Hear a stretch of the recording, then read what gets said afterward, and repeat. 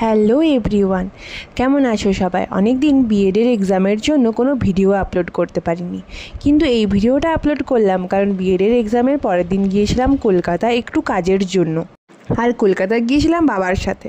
বাবার যদিও বা কলকাতা জায়গাটা খুব একটা পছন্দ না, আমার পছন্দ কলকাতা খুবই। তবে সেখানে কাজ হয়ে গিয়েছিল সন্ধে, সন্ধে 7টা বেজে গিয়েছিল। আর ওখানে গিয়ে ট্রাই করেছিলাম মোমো, রোড সাইড মোমো। আমি ভেবেছিলাম কলকাতায় ফুড ব্লগাররা অনেক ভালো ভালো রিভিউ দেয়, কিন্তু এখানে গিয়ে দেখলাম মোমোর কোয়ালিটি আর কোয়ান্টিটি দুটোই বেকার। আর সাথে এই দুটো ছোট ছোট চিকেন পকোড়া। আমি জানি না, কন্ট্রোভার্সি হয়ে যাবে হয়তো, কিন্তু আমাদের মেদিনীপুরে 20 টাকায় দারুণ মোমো দেয়, তা আবার কোয়ালিটি নিয়ে কোনো ভাবনার চিন্তারই নেই।